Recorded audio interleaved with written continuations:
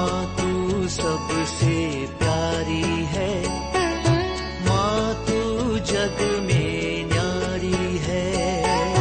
माँ तू सबसे प्यारी है, माँ तू जग में न्यारी है। अपने आंचल में रखना, अपने आंचल में रखना। हमें वरदानों से भरना। माँ तू सबसे प्यारी है, माँ तू जग में न्यारी है। माँ तू सबसे प्यारी है, माँ तू जग में न्यारी है। Mr. Rajan Samuel, a great missionary in Hindi heartland, first class with distinction.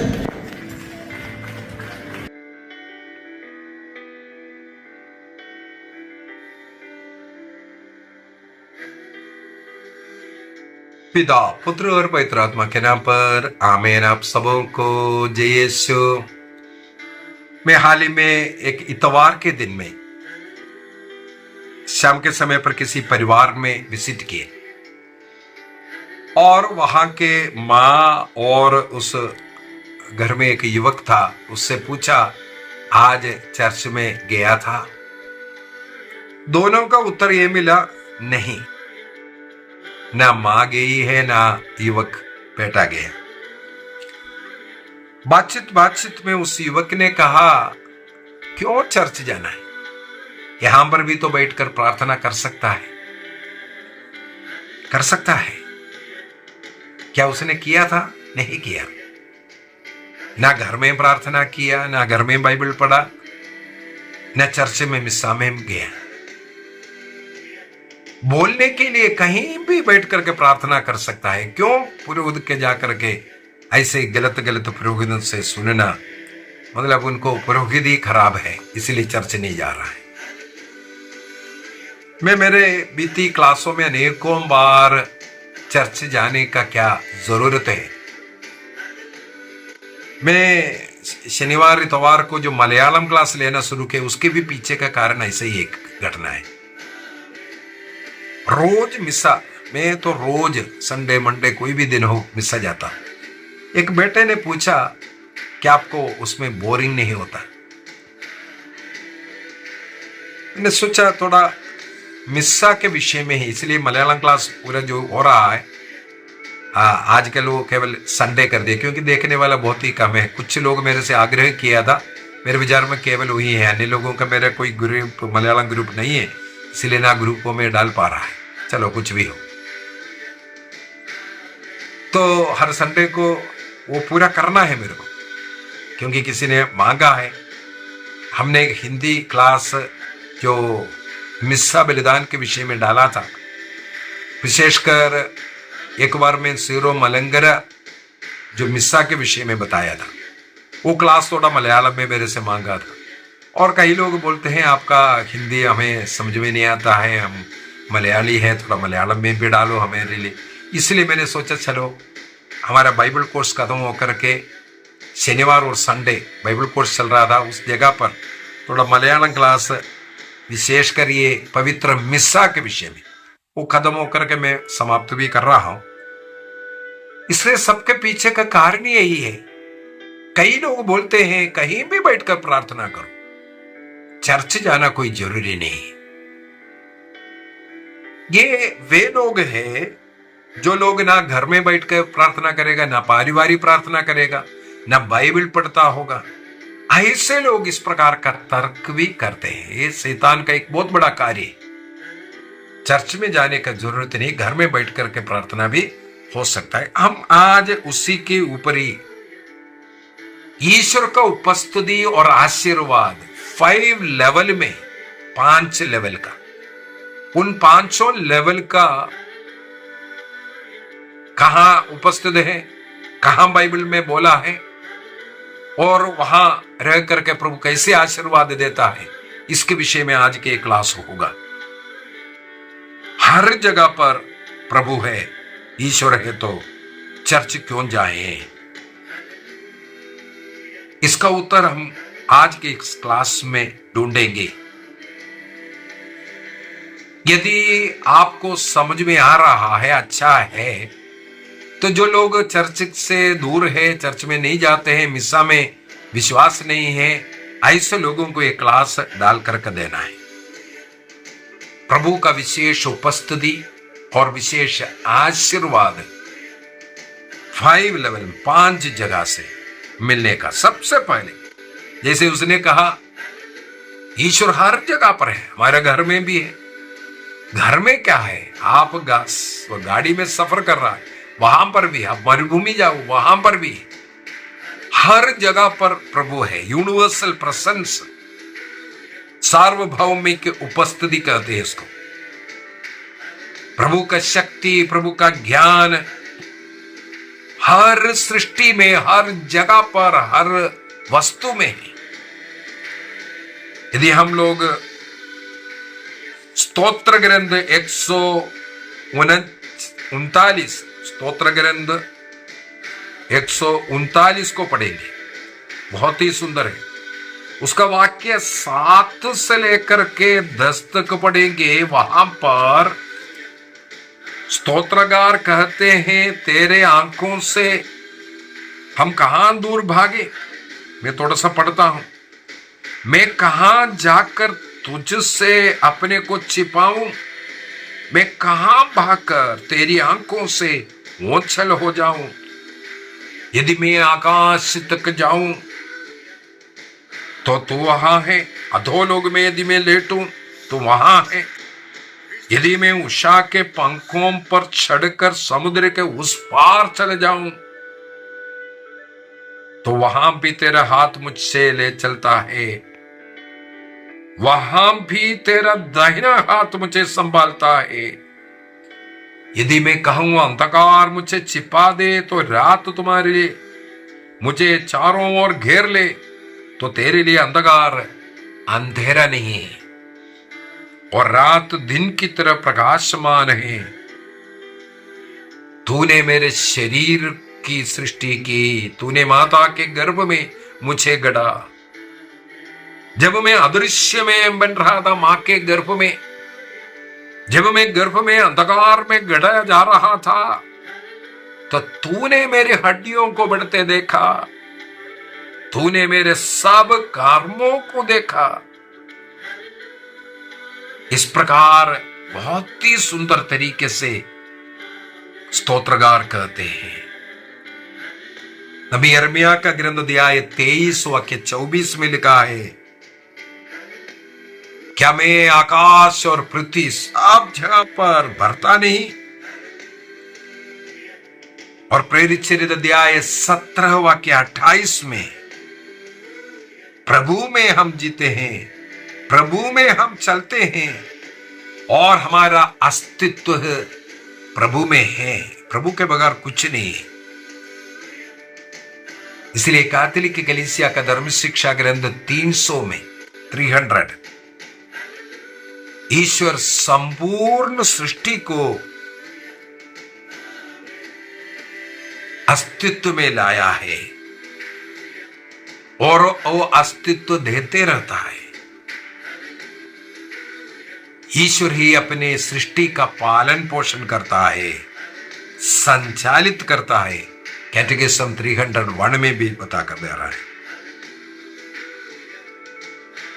अर्थात सार्वभौमिक हर जगह पर रह करके सब चीजों को, हम लोगों को जीवन देने वाला, हमें श्वास देने वाला, इस प्रकृति को पूर्ण नेचर पूर्ण रूप से उसके अस्तित्व में रखने वाला, चाहे गर्मी हो चाहे वर्षा हो, जो कुछ है सब कुछ देने वाला वो ईश्वर ही है।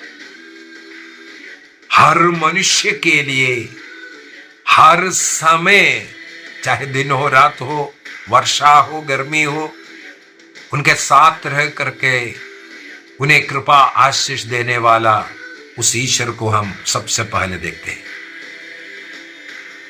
अभी सेकंड लेवल वाला, इसका बोला फर्स्ट हर जगह है, प्रभु का उपस्थिति है, हमें आशीष कृपा ये सब मिलते रहता है, मांगने की भी जरूरत नहीं। अगर उसका विरुद्ध भी है, हमारे लिए बारिश है, हमारे लिए गर्मी है, हमारे लिए भोजन है, सब कुछ देने वाला प्रभु हमारे साथ है। सेकंड, कुछ जगहों पर विशेष रूप से रहने के विषय में पवित्र बाइबल में कहते हैं, कुछ विशेष, उसको प्रतिज्ञात उपस्थिति कहते हैं, प्रोमिस्ड प्रेजेंस। उदाहरण के लिए मत्ती का सुसमाचार अध्याय 18 वाक्य 20 में प्रभु ने कहा, जहां 2 या 3 व्यक्ति मेरे नाम पर इकट्ठे होते हैं, उनके बीच में मैं उपस्थित रहूंगा। देखो, प्रभु ने प्रॉमिस किया है, जहां प्रभु के नाम पर प्रार्थना के लिए इकट्ठे होऊंगा, वहां पर प्रभु रहेगा करके। मत्ती का सुसमाचार अध्याय 28 वाक्य 20 में प्रभु ने कहा, संसार के अंत तक मैं तुम्हारे साथ रहूंगा। देखो, एक प्रॉमिस है। योशुआ का ग्रंथ अध्याय 1 के अंदर बार बार कहते हैं, डरो मत, धीर बने रहो, मैं तुम्हारे साथ रहूंगा।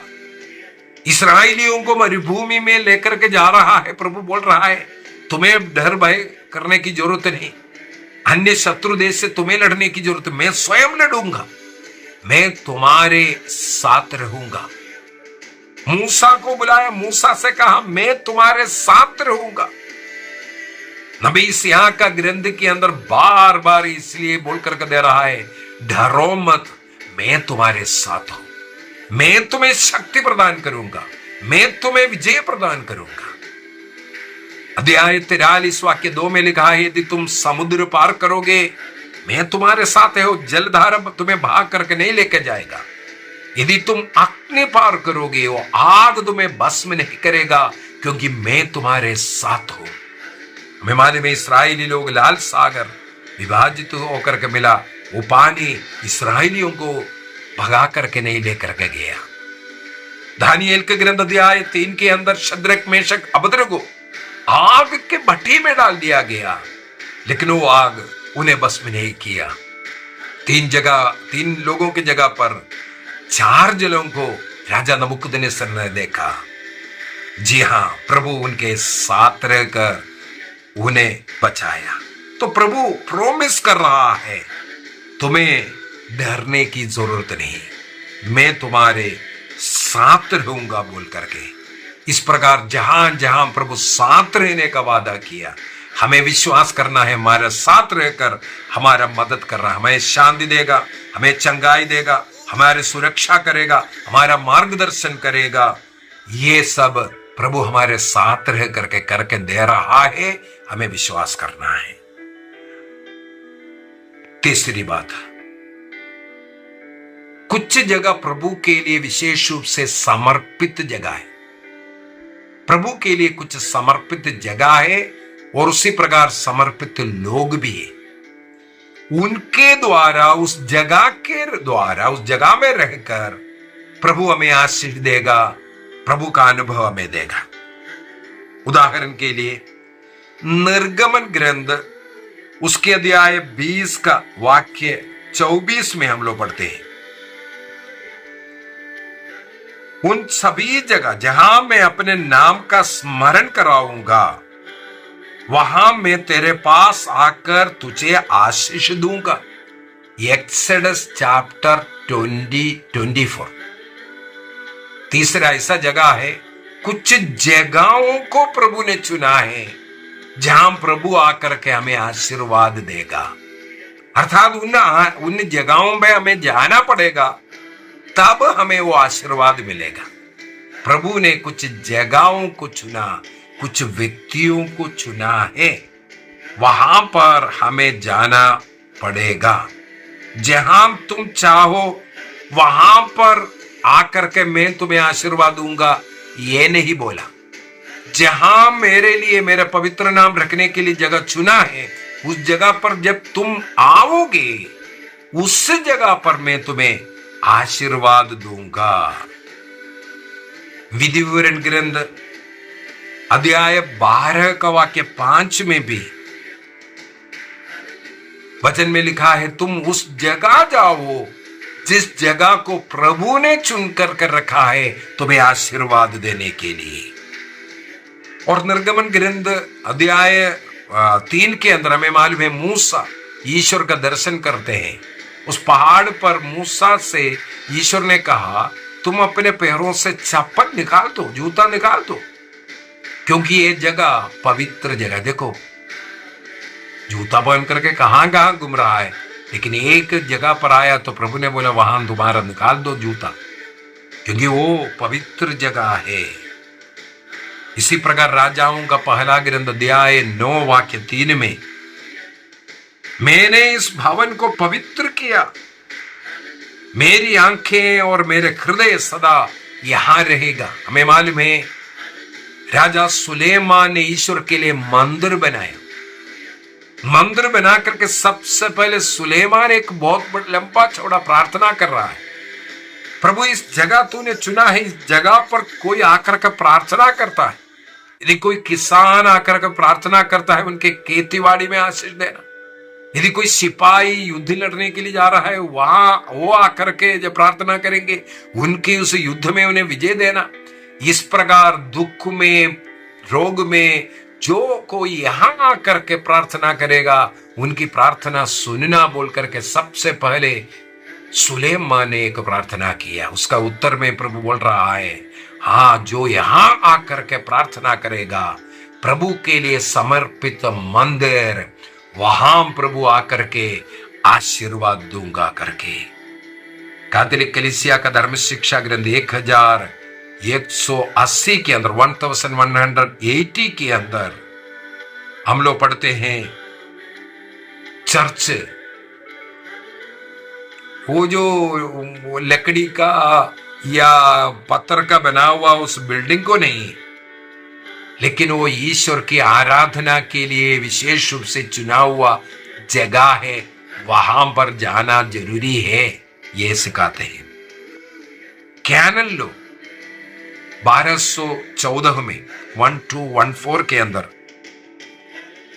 चर्च वह पवित्र स्थान है जिसको ईश्वर ने ईश्वर की आराधना के लिए चुना है, समर्पित किया हुआ जगह है।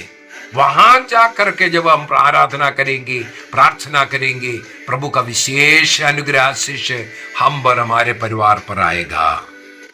इसका मतलब प्रभु ने जिस जगह को चुना वहां जाकर के प्रार्थना करेंगे कि विशेष आशीष कृपा मिलेगा।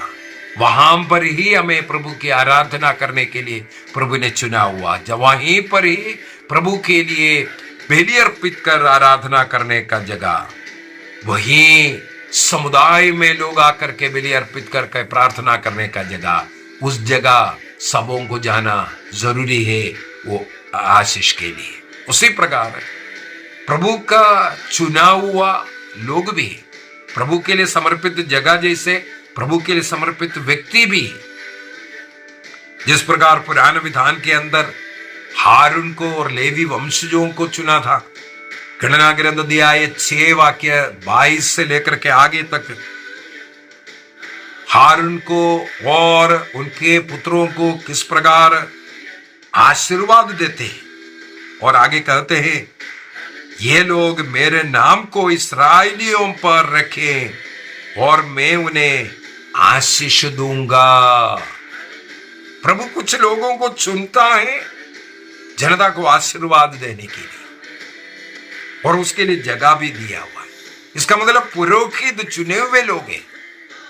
उन चुने हुए ईश्वर के चुने हुए लोगों के द्वारा आशीर्वाद लेना हमारे हर एक का कर्तव्य है। हारून ने ऐसा गलती किया, हारून का संतान ने ऐसा गलती किया है, वह है पापी है, ये बोल करके नहीं जाना ईश्वर का आशीर्वाद मुझे नहीं चाहिए, ये बोलने का बराबर है। प्रभु साफ साफ बोलते मेरे नाम को इस्राएलियों में रखने वाले लोग, उनके द्वारा मैं आशीर्वाद दूंगा। उत्पत्ति ग्रंथ अध्याय 12 वाक्य 2 में अब्राहम को बुला करके प्रभु कहते मैं तुझे आशीर्वाद दूंगा, और वो आशीर्वाद सब जातियों सब मनुष्यों में तुम्हारे द्वारा वो जाएगा। अब्राहम एक व्यक्ति को चुनकर इसी प्रकार मूसा नबी को चुन करके, सामुएल को चुन करके, अनेकों उदाहरण हमें मिलेगा बाइबल से। एक व्यक्ति को प्रभु चुन करके उस देश को, उस वंश को सब आशीर्वाद देता हुआ। तो प्रभु पुरोहितों को हमारे लिए चुना है और हर एक चर्च में नियुक्त किया है। उस जगह पवित्र स्थान, चुने हुए स्थान, वहां पर जाना और पुरोहितों के साथ मिलकर प्रार्थना करना, आशीर्वाद लेना जरूरी है। याकूब का पत्र दिया है 5:14 में संत याकूब भी लिखते हैं, अगर आप बीमार हैं तो कलीसिया के याचकों को, मुख्य लोगों को बुलाओ, वे प्रभु के नाम पर तुम्हें आशीर्वाद देगा, तुम्हारे लिए प्रार्थना करेगा। जब याजक तुम्हारे लिए प्रार्थना करेगा, तुम चंगाई प्राप्त करेगा। बाइबल का वचन है, ये मेरा वचन नहीं। इसका मतलब है अभिषिक्त व्यक्तियों का, प्रभु के द्वारा चुने हुए व्यक्तियों का आदर करना और उस जगह का आदर करना, वहां जाना जरूरी है। उसके द्वारा हमें संस्कार मिलता है, हमें पाप क्षमा मिलता है, हमें प्रभु का शरीर रक्त मिलता है, हमें संस्कारों को जरूरत के अनुसार ग्रहण करने की कृपा मिलता है। अभी चौथा लेवल, ईश्वर का वचन स्वयं। हमें मालूम है योहन का सुसमाचार अध्याय 1 वाक्य 1 से हम लोग यही पढ़ते हैं, आदि में शब्द था, शब्द ईश्वर के साथ था और शब्द ही ईश्वर था।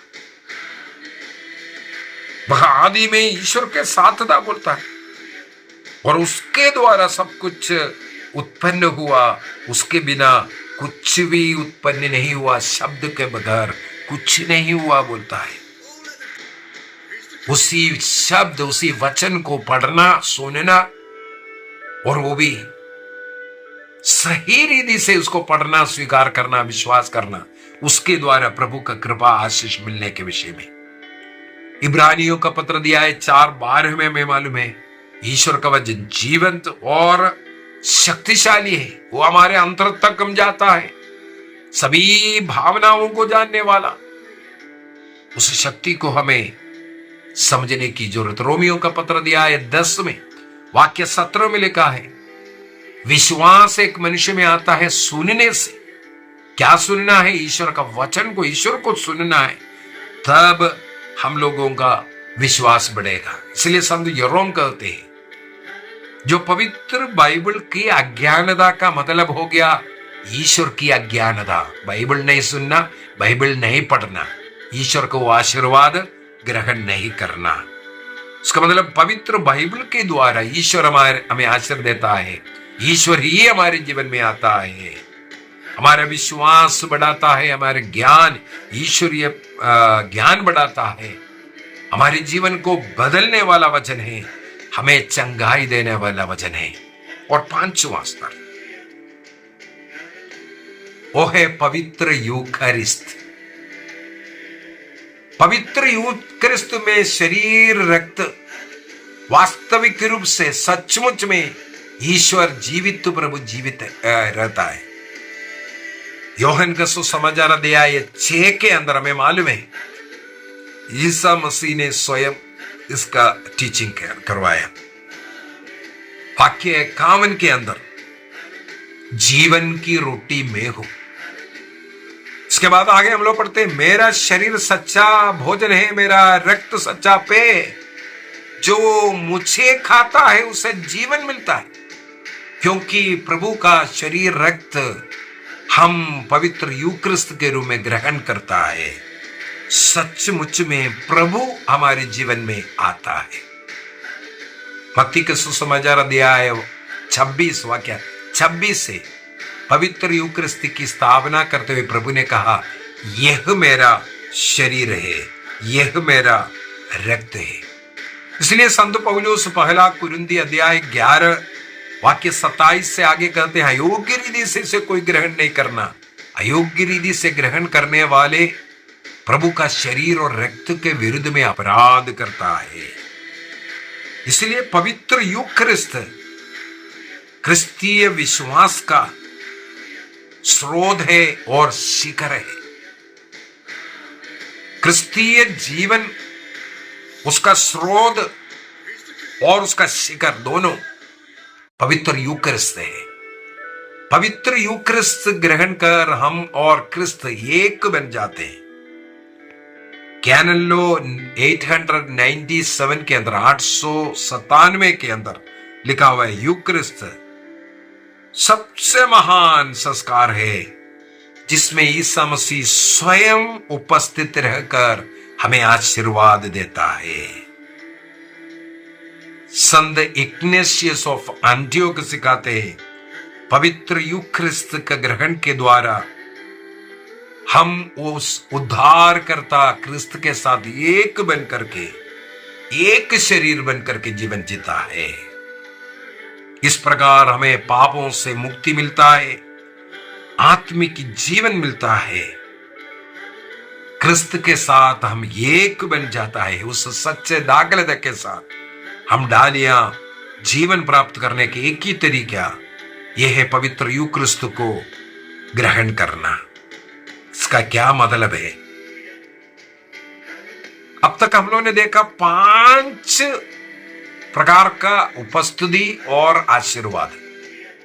सबसे पहले हर जगह पर है, चुने हुए कुछ स्थान है, प्रभु के लिए समर्पित स्थान है, समर्पित व्यक्ति है, और प्रभु ने वादा किया है मेरे साथ मैं रहूंगा, और वचन के द्वारा और यूक्रिस्त के द्वारा। ये 5 लेवल, ये 5 लेवल हमें केवल चर्च में जाएगा, मिस्सा बलिदान में जाएगा तभी होता है।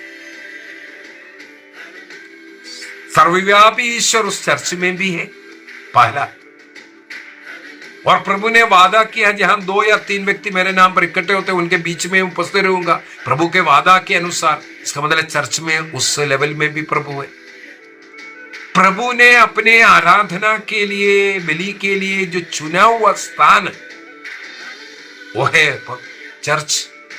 चुने हुए व्यक्ति, वहां पर पुरोहित लोग। इसके बाद हम लोग देखते हैं वचन, वहां पर वचन सिखाया जाता है, वचन पढ़ाया जाता है, उस वचन के रूप में मिलता है। और 5वें पवित्र मिस्सा में हम लोगों को पवित्र यूक्रिस्त, प्रभु का शरीर रक्त को ग्रहण करना। इसका मतलब पूर्ण रूप से कृपा अनुग्रह पाने के लिए हमें मिस्सा बलिदान में भाग लेना, चर्च में जाना अनिवार्य है। जो लोग कहते हैं हम कहीं भी बैठकर प्रार्थना कर सकता है, केवल एक लेवल का कृपा मिल रहा है, वो सार्वभौमिक जो है, यूनिवर्सल, उस केवल उस लेवल का कृपा जिसे सब लोगों को मिलता है, अन्य जातियों को मिलता है, ईश निंदक लोगों को जो कृपा मिल रहा है वही कृपा मिल रहा है। यह आपको संपूर्ण रूप से प्रभु से एक हो करके ईश्वर का वो आशीर्वाद पूर्ण रूप से ग्रहण करना है। एक ही तरीका है पवित्र मिस्सा बलिदान में, दैनिक बलि में, जो रोज जाकर के मिस्सा में भाग लो और वहां चर्च में प्रार्थना करो, वहां पर मिलने वाला आशीर्वाद। यदि कोई सोचता है मैं चर्च में जाए बगैर आशीष प्राप्त कर रहा हूं, मुझे यही कहना है, अगर तुम ईसाई नहीं है, अन्य जाति के लोग हैं, उनको भी ईश्वर प्यार कर रहा है, उन्हें भी ईश्वर सब कुछ भरपूर मात्रा में दे रहा है। इसी प्रकार आपको जरूर मिलेगा, लेकिन ईश्वर का सच्चा जो कृपा आशीष स्वर्ग राज्य का, इसके लिए आपको चर्च में जाना ही पड़ेगा, प्रभु को ग्रहण करना ही पड़ेगा। इब्रानियों का पत्र अध्याय 10 वाक्य 25 में लिखा है, हम अपनी सभाओं में एकत्रित होना ना छोड़े। इब्रानी 10:25, सभाओं में एकत्रित होना, प्रभु के लिए बलि अर्पित करना, प्रार्थना करना, इस सभा को कभी छोड़ना नहीं। परिवार में सभा, परिवार के सब लोग मिलकर के पारिवारिक प्रार्थना एक सभा है, होना चाहिए। इसके बाद हमारे एरिया में हमारे एक एरिया मीटिंग होता है, प्रार्थना होता है, उसमें हमें सम्मिलित होना है।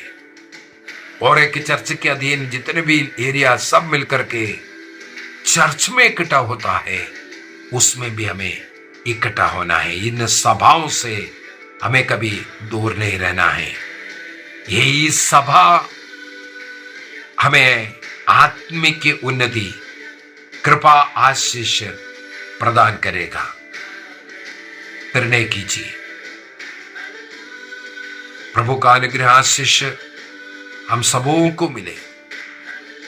दैनिक मिस्सा बलिदान में यदि जा सकता है तो रोज मिस्सा बलिदान में जाने का प्रयत्न करेंगे। इस प्रकार हम एकता में रहकर प्रभु की कृपा, अनुग्रह, आशीष प्राप्त करेंगे। पिता, पुत्र और पवित्र आत्मा के नाम पर आमीन। आप सबों को जय यीशु।